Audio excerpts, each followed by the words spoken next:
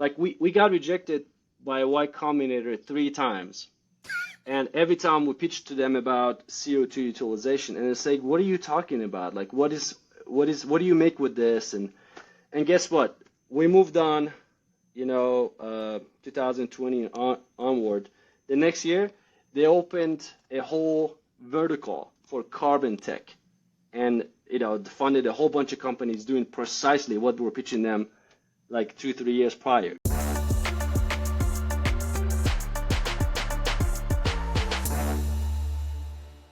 Boom, live. Or so it says. Quite frankly, I have no idea. And, for the benefit of everybody else, this podcast software was acquired about 16 minutes ago. So this will be a good test run to see if it works. Exactly. It'll work. When did you get back from Dubai? I actually stayed a bit longer than most people in COP28. So I got in 1st of December. I got back December 14th. So I see. 2 weeks in and out. But I did also have kind of a family visit. So that just added to the last leg of it, which was great. Okay, so you started, what was it, a week after Thanksgiving? That's right. Yep. And you're there for what, 2 weeks, something like that? About 2 weeks. Part of it was it's just like so big because it's in a village in Dubai, so it's not just one place that you go to, say like CERAWeek. It had a whole village with all kind of exhibition floors and sustainability and energy transition, and so it just took a while to go to experiment different parts. And then the other thing was I was staying in Dubai, so it's just funny that everyone was so busy during the conference that it was hard to get to find a place to meet with people. Sure. But once kind of the conference slowed down and it was more about kind of the policymakers getting together to finalize the commitments and negotiate the language that's going to come out and things like that, people were just kind of chilling in Dubai. So that was just easier to get together for coffee in Dubai afterwards. So that worked out too. Yeah.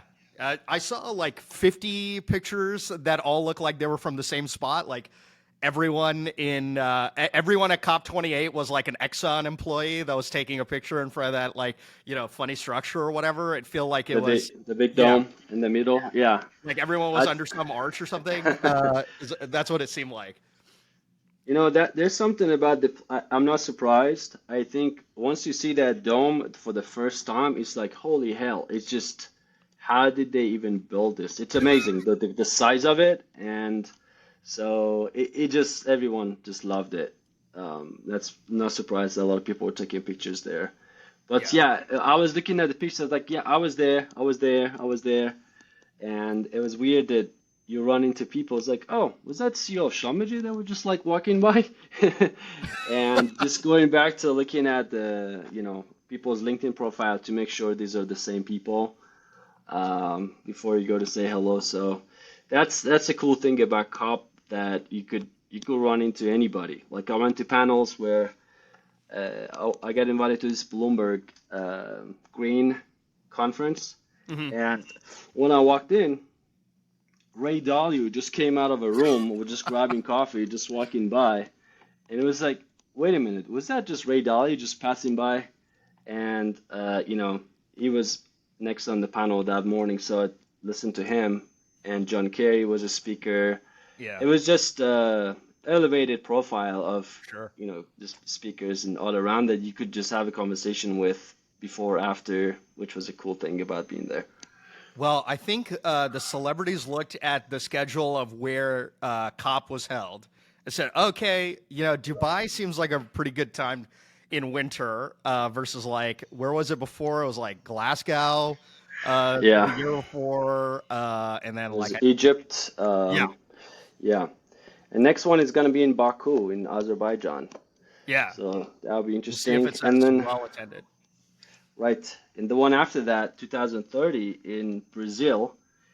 And from what I heard, it's going to be more focused on biodiversity. Uh-huh. the one in Brazil. So I'm specifically interested to go to that one and just kind of where this conversation lands around including the environmental impact Sure.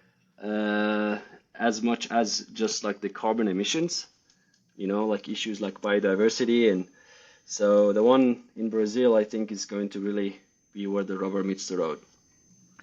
So, okay, so switching gears a little bit. I think everyone probably asks you to do your own background. I'm going to try to do a background on you because most smart people, I feel like, are really bad at talking about themselves. I don't really have that problem, but I think you do. So I'm going to try to give your bio and then you just like correct what is wrong. So you grew up in Iran. You moved to the United States. You were in school in Louisiana. You sort of got into the oil and gas business, and then shortly after working at Weatherford, it sounded like you worked at a kind of like a genetics related startup, and that sort of served as a catalyst for you to be like, okay, is there a Venn diagram where I can work on the benefits of genome sequencing or genetics or bio and marry that with oil and gas? So you started Cemvita with your sister, which is like also nuts to me. And it sounds like now there's really three distinct business divisions. One, which is sort of focused on microbes to take CO2 and turn it into, most notably, sustainable aviation fuel. The second, which sounds like it's microbes for mining and biomining to extract further like lithium and copper and precious metals for electrification. And then the third is microbes to put in old oil reservoirs, namely to generate natural hydrogen. So, and it seems like relatively well funded in Houston, Texas, and seem to be at every conference. So that's my bio. Tell me what you correct there. I think that was pretty awesome. And it was like what I would have said. There's, of course, other things that happen along the way that has formed kind of my point of view or Sure. involvement in the things. But yeah, that's just like very factual, just covered everything. And what I'm doing now in Cemvita, actually, most of my time is just on the carbon neutralization part of what we do Okay. in Cemvita, because what you mentioned with the gold hydrogen subsurface by manufacturing of natural hydrogen, that has been spun out as its own company, right? Yep. And is funded on its own path, as well as the mining business. So we didn't intend to create three companies, and that was just we initially had this platform for applications of industrial biotech in energy transition, but quickly realized that we can't run these as just like business units because the verticals that they're in are quite different, from mining to upstream oil and gas to then the kind of a sustainable feedstocks vertical. So, decided that as a business strategy, spinning out is going to give them better chances of success. And so that's that was 3 years ago, and since then we executed basically that plan. So, and that allowed me to now focus on the carbon conversion business, and it's all really anchored by a offtake agreement that we have with United Airlines for SAF. And so the work that we do is to basically create the sustainable feedstock that then is used to produce SAF. Sure. So, if you start in Iran and then you come, like there's a big jump from, like I think everyone knows you have a very strong Cajun accent. Uh, perhaps perhaps we dive in a little bit on that story. Yeah, Persian Cajun is as I call it.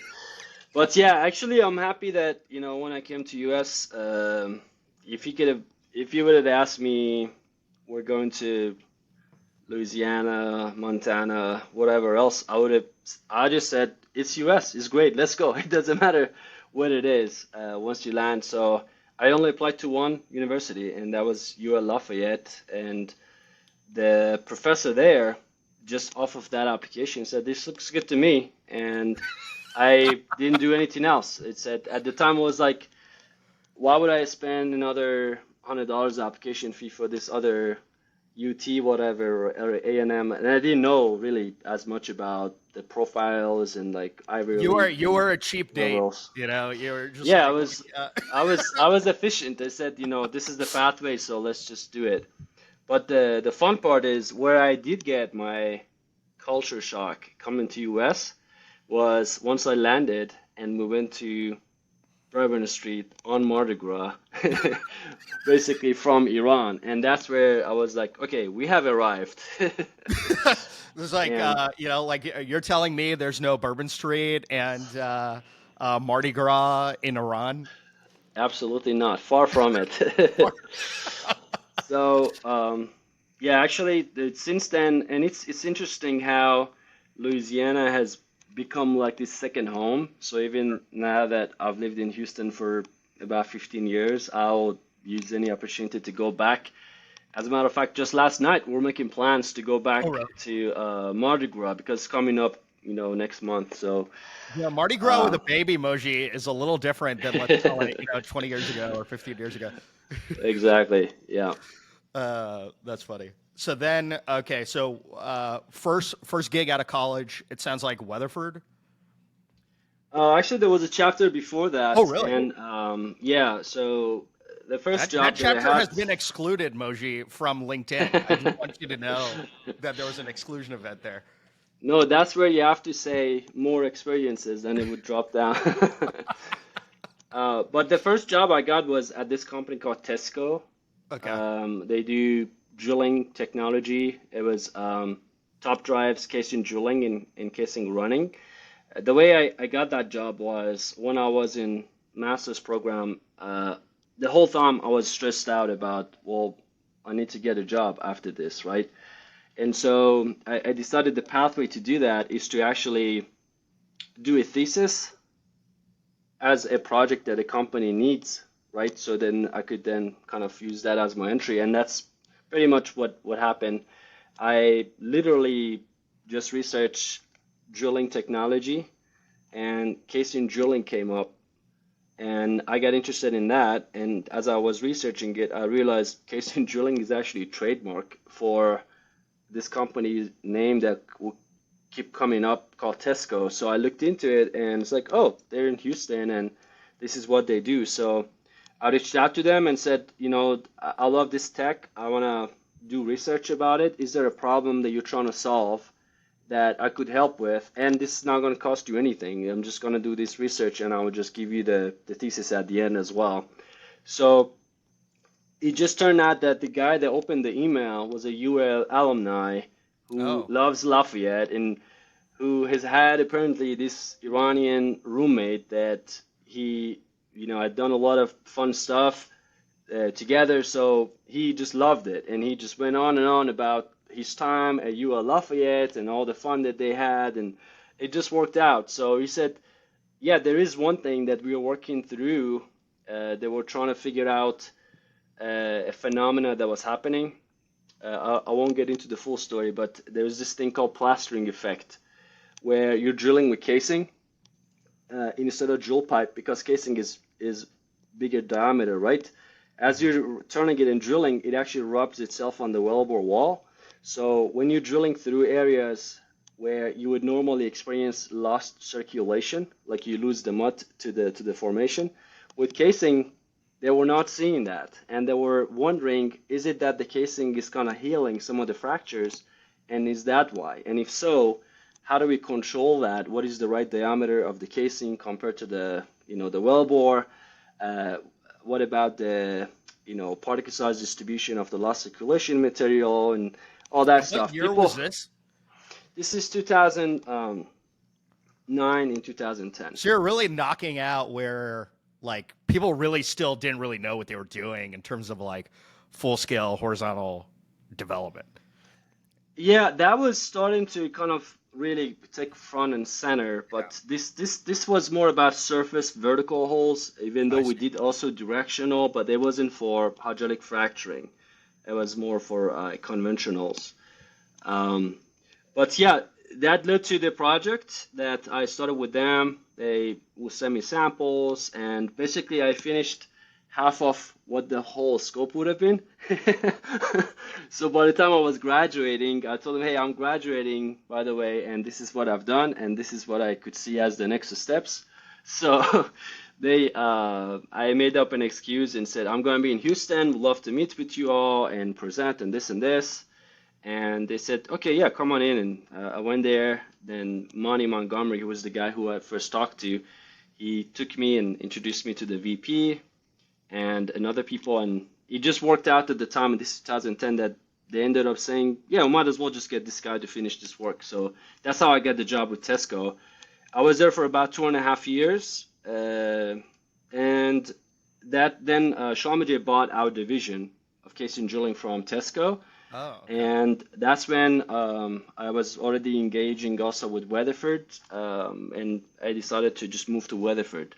So that was, that the Weatherford chapter that I you see. started with. Well, that's, and in a classic fashion, you did not apply to any other jobs when you were leaving ULA. You just, took that one. And Every job that I've applied to, I've been rejected. Like the only ones that I've gotten has been the ones that kind of worked out naturally, yeah, or that I have started somehow. Like I've tried to get into Exxon way back, a few other companies, I was just gotten rejected, which I'm grateful now, but you could make the at the argument that time, Cemvita would not exist if all these people wanted to hire you, right? Like absolutely. there's like, we've probably talked about this, but I think for everything, there's like a front door, which is probably like, here's a job offering, drop your resume, and then they like peel it down to the number of people. Then there's like a back door, which is like, hey, I have this like unfair relationship to get this job. In your case, it was, I did all this work for you when I was a graduate student for a year. So like I have this like backdoor access into the seat. And then I think there's always a side door. And the side door is like the dude who shows up in like the weirdest, most creative way, right? And a lot of what I think you do now, and I think like most entrepreneurs have to do, is like you're just thinking about the side door all day because there is no, like, if you play the front door game, you'll lose every single time. That's a great way to put it. I think so, and it's also more true in cases where there's a new industry, there's a new category being created, and people often talk about that in kind of a very good, kind of innovative way, but it's a very messy and painful thing Sure. when you're in it, and so you have to be creative and think of those side doors, whether if it's for getting a job, whether if it's for getting new contract, new business, getting companies on board with the vision. Like I've seen this play out now, and it's really interesting. From 2000 kind of 17, 18, where this CCUS just kind of started to become a topic. At the time, it wasn't. They wouldn't Yeah. say CCUS. It was more like carbon capture and CO2, and it was more around sequestration and EOR to what it is now, with like a full span. Like we got rejected by a Y Combinator 3 times, and every time we pitched to them about CO2 utilization, and it's like, what are you talking about? Like, what do you make with this? And guess what? We moved on, 2020 onward. The next year, they opened a whole vertical for carbon tech, and funded a whole bunch of companies doing precisely what we're pitching them like 2, 3 years prior. So But you did not it's apply a fourth time. At that point, you moved on. yeah, at that point, it didn't make sense for us anymore to give up Yeah. the 7% or whatever for the Yeah. 200K, because we've already raised our seed round Series A. But I learned my lesson in terms of there is something as being early, but the key is if you know you're pitching things that could be too early, like how do you do it? Like how do Yeah. you pitch it? It's not assuming that they know about the space and you're just like trying to convince them, because that just doesn't work. Yeah. Yeah. Uh, That makes and sense. then how to not get frustrated also by the rejections along the way, Yeah, because that's it's right. not their fault. They're just trying to understand the space and see, is this real? Like, how does it work? Who else is supporting this? Are we hearing the same thing from other investors or whatnot? And far less people are visionaries than what they think, especially in the among investors too, right? So it's just absorbing all of that and see what's the right timing for what pitch. Yeah. So you're at Weatherford. When I think everyone wants to glorify like a Genesis story. They're usually like not very interesting, actually. Is yours interesting? I mean, you know, first of all, working with your sister. If I had to work with my sister every day, that startup would have failed 45 minutes into the like. There's 0% probability of that ever happening. How's that like? How did that effectively start? What was the conversation there? Yeah, so um, people ask me about that, and the thing I say is it's much better than working with your spouse. I think that would be the one that I would really worry about, and it's also a lot of different kind of risk associated. With me and Tara, it works, and there's reasons for that. One is that we do different things. Like I focus on Yeah. the business and the commercialization. She trusts me with that. She's focused on the science and tech, and I trust her with that. And so our skills are complementary. The other thing is, in a co-founding situation, the number one and the most important thing that you absolutely need, which makes a lot of companies that fail, is because that thing goes down out the window, is trust. And Yeah. knowing that no matter what the situation is, the other person has good intentions. So the rest is about communication. There's something missing, maybe we're not understanding each other, or sometimes you boil it down. It's like, no, that's not the issue, we're just having a disagreement. And then you have to have a process for making a decision and for both to support it with the good intention. So that is huge to have in a relationship when it's with, say, your sibling. Um, but it's the caveat and the sacrifice is, if you're not careful, you lose your sibling relationship. Yeah. And we had the issue with that. So like we had to sit down and, for example, say, okay, let's go out and we're just not going to talk about work, which is not, it's much harder than Not you easy, yeah. think, right? It's easier said than done, right? Yeah, I mean, like, yeah, it's hard And to. it's a weird thing. It's like you're retraining yourself. It's like to say for me to talk to Tara as my sister, not as my Sure. co-founder, and the same thing. Um, and then the origin story came from when I was at the previous company, Biota. We commercialized DNA sequencing in the Yeah. subsurface, right? Through that, I learned about biotech because our main investor was Illumina, and Illumina is this really big DNA sequencing. They're the reason that DNA sequencing actually became Yeah. inexpensive Thing. because they Yeah. built these high throughput machines. So I was just very excited about the potential for not just DNA sequencing, but just like genomics and biotech in Yeah. biology is like so powerful, and it feels like us humans are like monkeys banging on a computer, like we don't know like so much about it. And that's when Tara had moved to US, and I shared with her this is the company, and it's like, oh, I know this area because she was doing tissue engineering, stem cell programming. She had written a book for Springer talking about, molecular mechanisms of autonomy in biological systems. So a lot of the curiosities that I had, the questions, she actually was I researching it see. professionally. So just like through organic conversations, dinner, whatever, like she shared some of those things with me. And when I did Biota, it wasn't just because I want to be part of this startup or whatever. It was more like I want to learn how this works for when I want to do it, right? So it was like going to school. And then it turns out Tara also had her own frustrations being in academia, a lot of the ideas that she had to just like kind of assign and not be too close to the application. So the idea was like, wait a minute, like there's something here. So would it make sense for us to explore this? Like if I have learned a bit about commercialization and startups and you have a lot of great ideas, can we team up? And we did, and out of that came Cemvita. So it sounds like it was really just the big inflection point that is like, look, DNA sequencing, the cost of genomics has gone down tremendously. That cost curve continues to go down. How about we take advantage of all of the monumental learnings in this category and try to apply it to another industrial use case. Did you know that out the gate you wanted to focus on oil and gas or natural resources, or was that just a function of being in Houston and saying, hey, what's a good commercial use case here? Yeah, no, initially we were actually focus on the tech and see what is possible.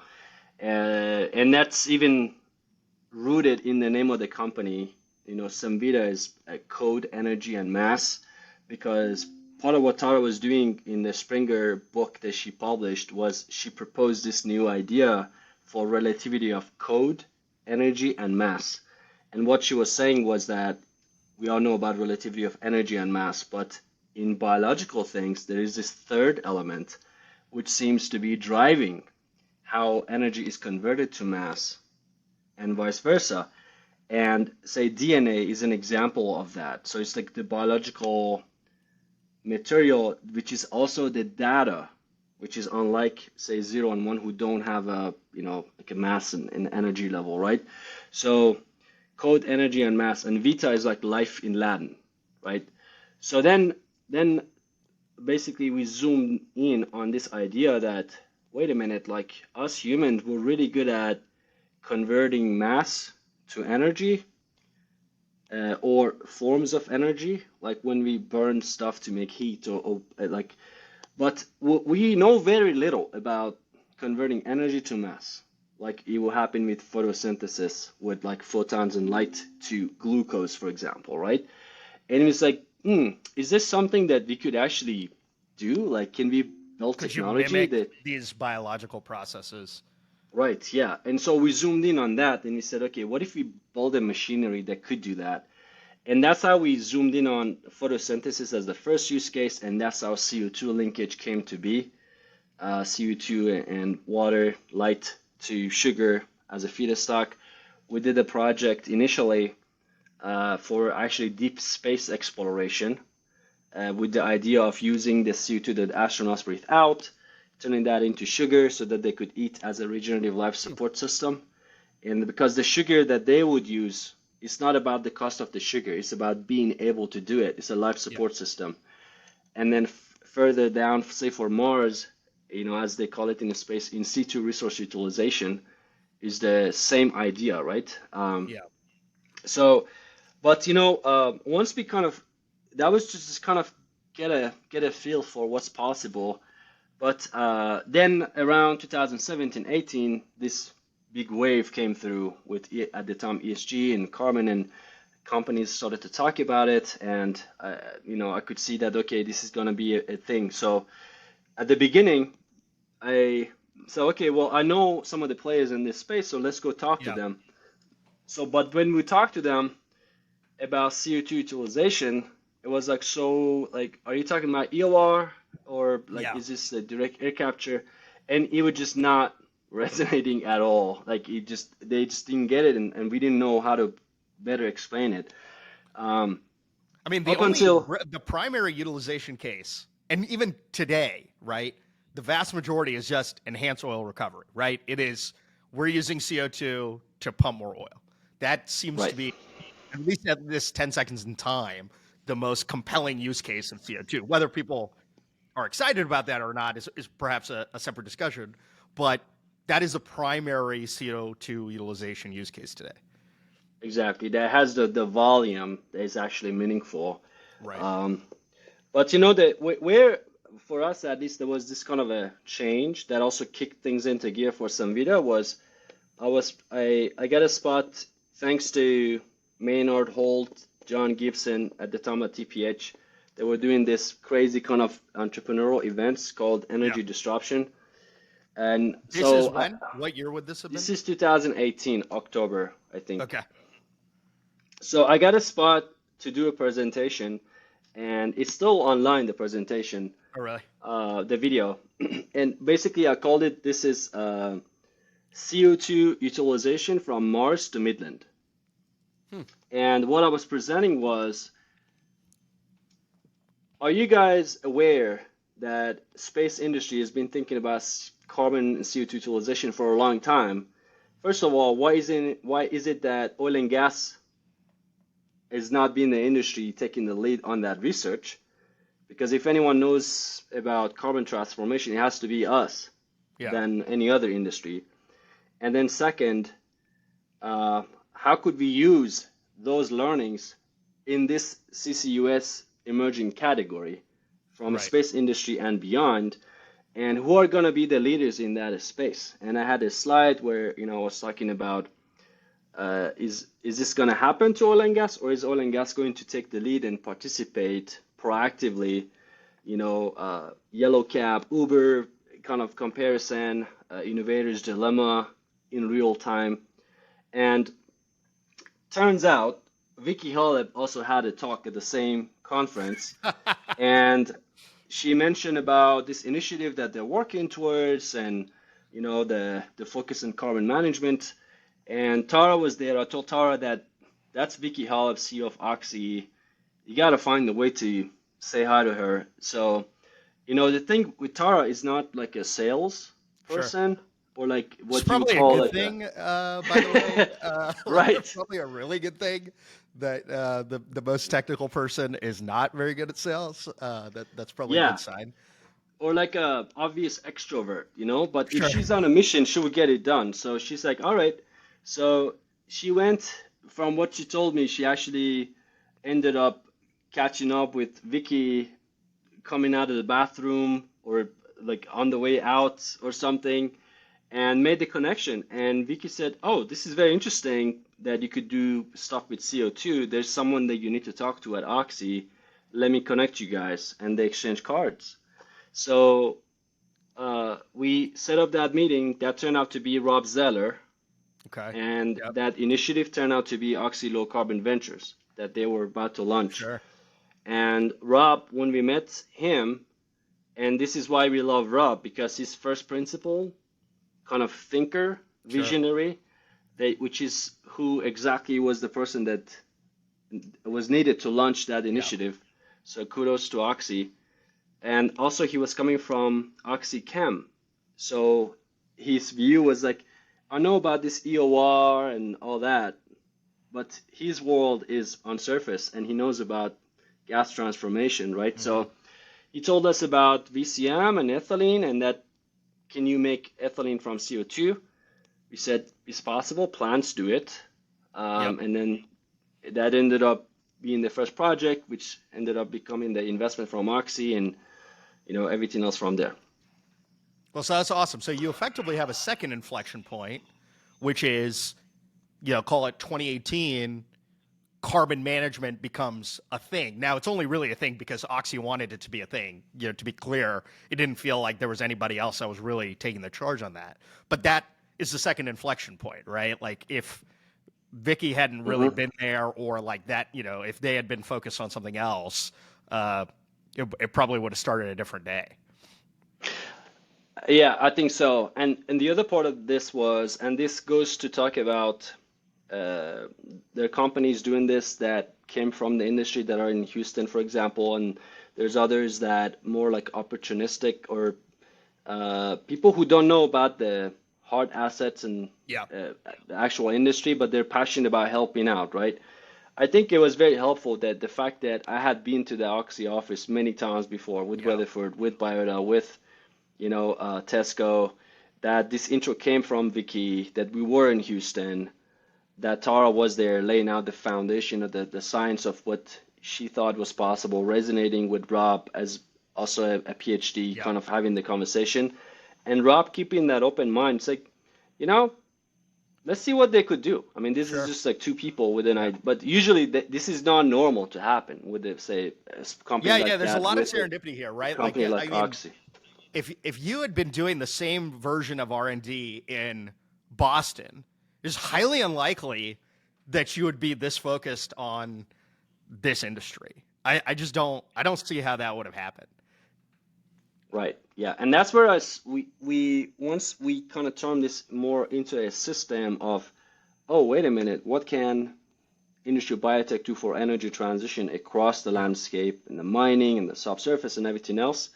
Then the view was there's a lot of possibilities, but there's this gap in the translation and how Sure. to think about what are the applications. And so I picked that to be basically a focus area for me as the thing that I want to create is how to take an industry that's proven, like biotech, but then see how do we translate that into use cases that are now ready to explore. And this is not something we could expect, say, from Oxy to Sure. know because they don't have genetic engineers in house. Why would they? And it also doesn't make sense for them to go say, let's go build a biotech lab to explore. No, that just makes no sense. What they had done before, most big companies, when they want to do this, they go like pay some money to university, some grants here and there, but they all have a terrible experience with that. Like they haven't seen much value come from Sure. that.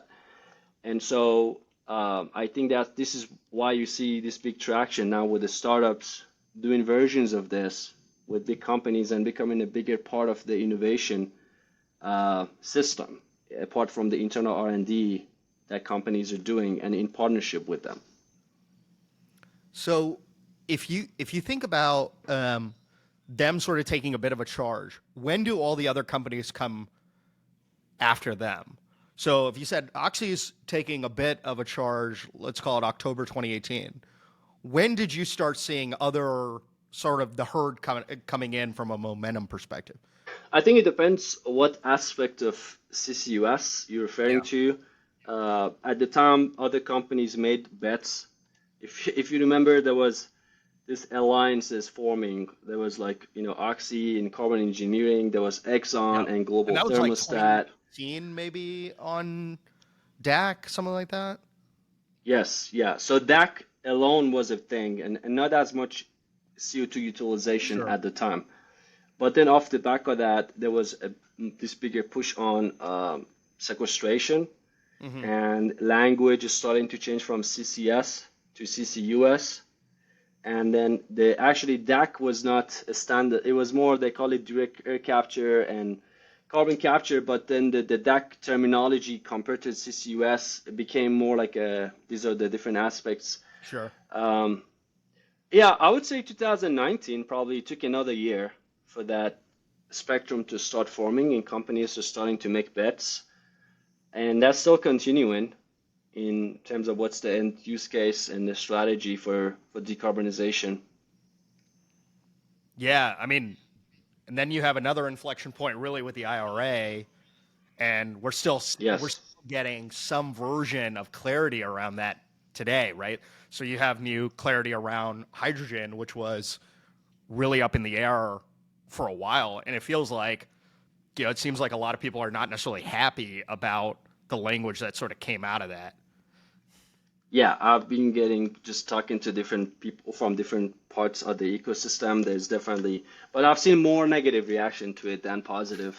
Well, it's People like being a pissed really off. strict set of guidelines, right? So, like, regardless of what you think it should look like, you had a bunch of people really excited about it. So they anchored this like, we're going to put in a bunch of money to generate hydrogen that's going to get subsidized.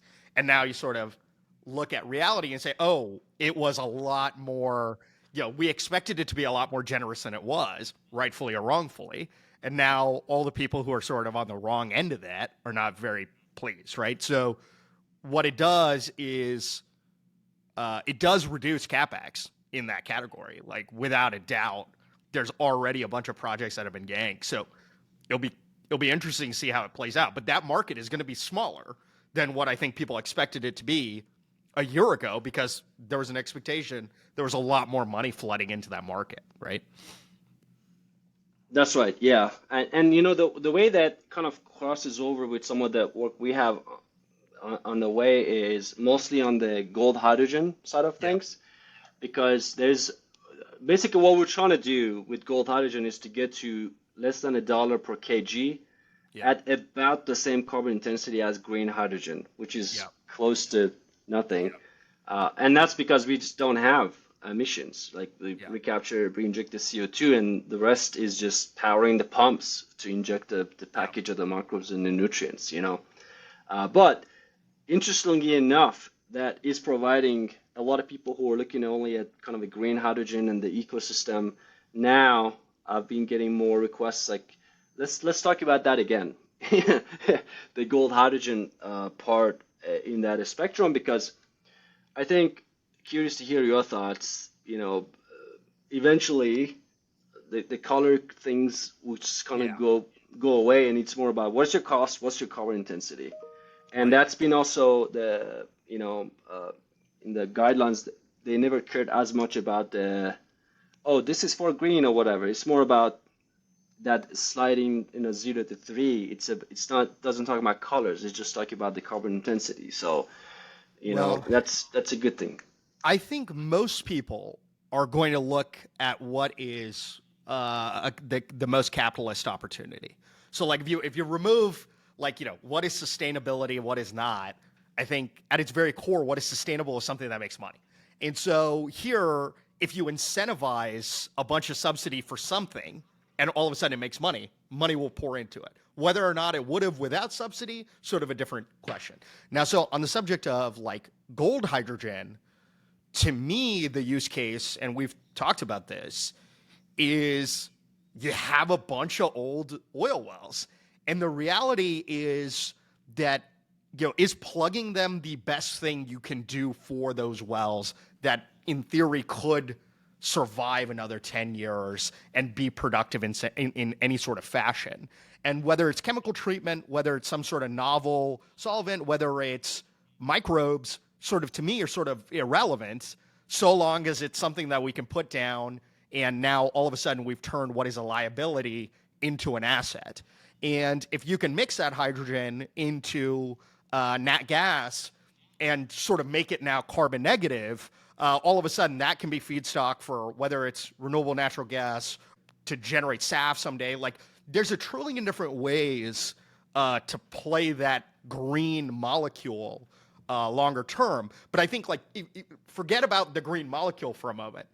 If I'm taking something that at its very core is now like either it's worth zero or it's a liability, and I can make it worth something, that's like wealth generation, right? Like, just period. And it just makes good economic sense. So whether or not you like hydrogen is in some ways is sort of irrelevant to me on gold hydrogen. I think it is a solution to solve what is a growing problem from a plugging and abandonment perspective, right? Which is a whole different sort of can of worms, but you can take a liability and turn it into an asset. So, yeah, what's wrong with that? 100%. Nothing. And actually, even to, like you said, from capitalist point of view, like even if you don't care about the solution, the fact that this delays that plugging Correct. abandonment You liability by solved my 5 years, problem. My problem is I have a that's plugging and already, abandonment yeah. problem, right? Exactly. The other thing that I think is fascinating about gold hydrogen is, generally speaking, the bigger a company gets, and look, like, this is native to every industry. This is not just native to the oil and gas business. This is native to every industry. The bigger you get, the less risk you're willing to take. And so when a startup comes in and says, "Hey, like, I have this novel tech, like, will you try it out?" The response, like, by default, has to be no, right? Because someone has been burnt. Like, no one gets promoted for like sticking their neck out for some startup where the probability of success is like 1 or 2%. Like, it's just, it doesn't happen, right? Like, the incentives are not aligned for that to happen. So I don't necessarily blame anyone for this happening. However, when you're like, "Hey, I want to use this, and I want to use it on the wells that like no one cares about," all of a sudden it's like, "Oh, like, fine, like, you run your experiment there. I don't care," because those are inconsequential to the bottom line, right? So it's like it's a fascinating sort of risk reward, I think, for an oil and gas operator, which I think most startups don't have the benefit of. In your circumstance, it's like a really, like, virtually no downside risk. So I always thought it was yeah. If you can't tell, I'm bullish on it for that reason. Yeah, I just need, a lot more people to think like you inside operators. But you did say something important about the risk and reward, which, Yeah. right now, I think the industry is very open-minded. They are making bets. They are, but at the same time, the way I like to think of the role that we play, and this is what I tell them directly, is like, think of us as your extended R&D arm to Sure. go and explore some of these crazy ideas that maybe it's not right for to engage more people inside the company. And let's work together in terms of what is that tangible framework in the set of milestones that you need to see to then see, all right, now I'm gonna, engage more fully other people inside the company. And seeing us as a partner in that exploration, especially given that this is something that's specialized with biotech and subsurface microbiology or whatnot, right? Kind of that falls outside of their wheelhouse. We could definitely fill that gap. And I think it's the playing the reverse of the innovator's dilemma in that it's like if there is a chances of disruption, let us help you fill the gap so that you Sure. have the optionality, to double down so that you don't get disrupted in that scenario, because that is also our business model to enable those companies. The one thing that, I don't know how much you're looking at this evolve in the space about Sure. geologic and natural and white hydrogen. That's the one I'm curious to see when the big kind of oil and gas companies just start to lean in more proactively and On natural take it hydrogen. seriously. Right. Yeah, I look, I think it's no dissimilar to me than like a geothermal, right? Like here is an opportunity to generate, whether it's molecules or whether it's power by leveraging your core expertise, which is deciding where to drill, drilling the well, and then putting it online, right? So I have been hearing rumblings about it. I don't think I've heard as many rumblings about it as I've heard on like CCS or geothermal things Hmm. like that. But it is a topic of conversation. I think the transportation element becomes sort of troublesome on some of that stuff, but it is interesting. Like and without a doubt, someone's going to spend some time there.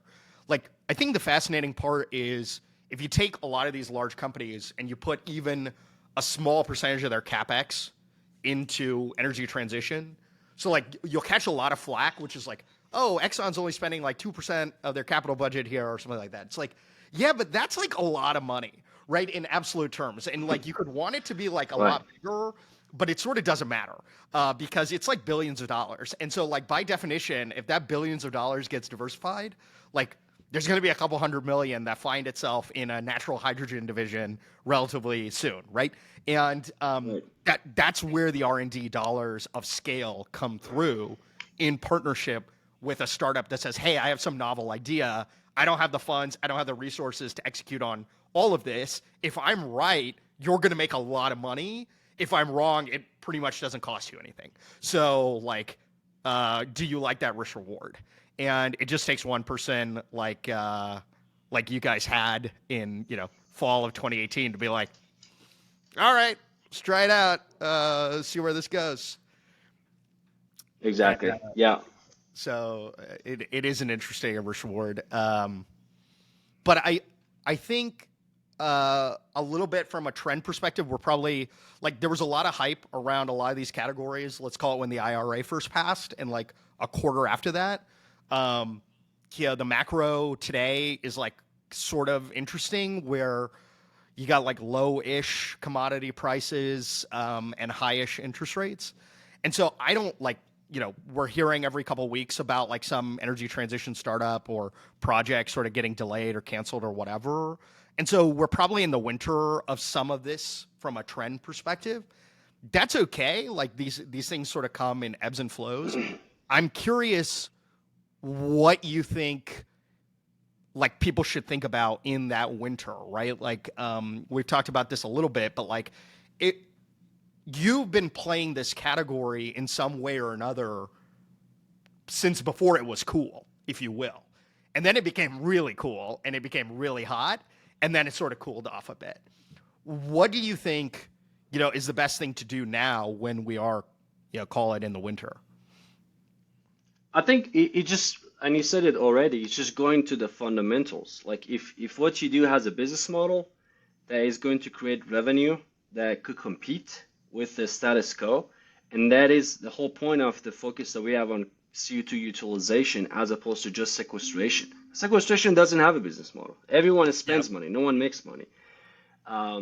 Then and if you could do that conversion, like whether if it's to renewable feedstocks, SAF or whatnot that could compete with the Yeah. alternative. Let's say if it's from soybean oil, used cooking oil, or whatever, you're in business. Yep. And let those environmental attributes, both in terms of the carbon intensity, in terms of the reducing the environmental footprint, be the bonus that helps someone choose you versus the other guy, but not the driving factor. Right. That And green so premium sort of has to disappear, right? Like, uh, no one wants to pay more for the same thing, uh, unless right, yeah. you can create that parity, right?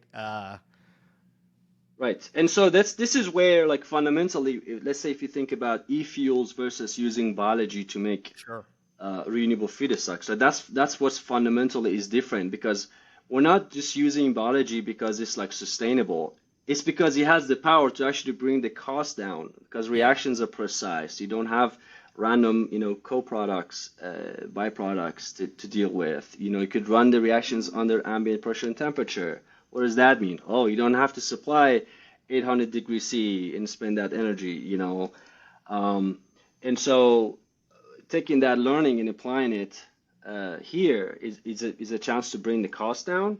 Now, that comes with those environmental benefits, and that's great. But so yeah, I would, and this is what we have been doing, across or from the beginning, but now more focusedly, like you said, last year and perceived winter, Yeah. is to just see how could we compete on cost, and then have those LCA be the bonus.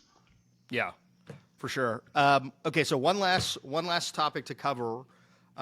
If you weren't working on Cemvita, is there any opportunity set that you think is interesting? Like, if you were to start a new business today or tomorrow or something, and you couldn't work on what you're currently working on, or like someone else should go start this business, what do you think?